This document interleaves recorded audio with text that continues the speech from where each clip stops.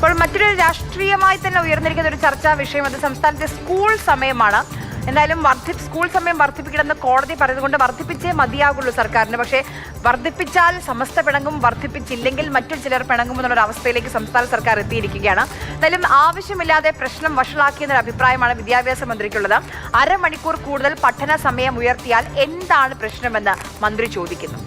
സർക്കാരിന് പിടിവാശിയില്ല, പരാതിക്കാരുമായി സംസാരിക്കാൻ തയ്യാറാണ് എന്നും മന്ത്രി പറഞ്ഞു. വിഷയത്തിൽ സമസ്ത ഉൾപ്പെടെയുള്ള സംഘടന മുഖ്യമന്ത്രിക്ക് നിവേദനം നൽകിയിരുന്നു. ഇതിന് പിന്നാലെയാണ് വിദ്യാഭ്യാസ മന്ത്രി തന്റെ നിലപാട് വ്യക്തമാക്കുന്നത്. യഥാർത്ഥത്തിൽ ഈ പ്രശ്നം ഇപ്പോൾ ഒരു ആവശ്യമില്ലാതെ വഷളാക്കി വളരെ സമാധാനത്തോടു കൂടിയും നല്ല നിലയിൽ പോയിക്കൊണ്ടിരിക്കുന്ന പൊതുവിദ്യാഭ്യാസ മേഖലയിൽ ഒരു അരിഷ്ടതാവസ്ഥ ഉണ്ടാക്കാൻ വേണ്ടിയാണ്. ഈ വിദ്യാഭ്യാസം എന്ന് പറയുന്നത് അങ്ങനെ നിർബന്ധപൂർവ്വം അടിച്ചേൽപ്പിച്ചിട്ട് പോകേണ്ട കാര്യമൊന്നുമില്ലല്ലോ. വിദ്യാഭ്യാസം എന്ന് വെച്ചാൽ നമ്മുടെ കുട്ടികളുടെ എല്ലാം വിദ്യാഭ്യാസമാണ്.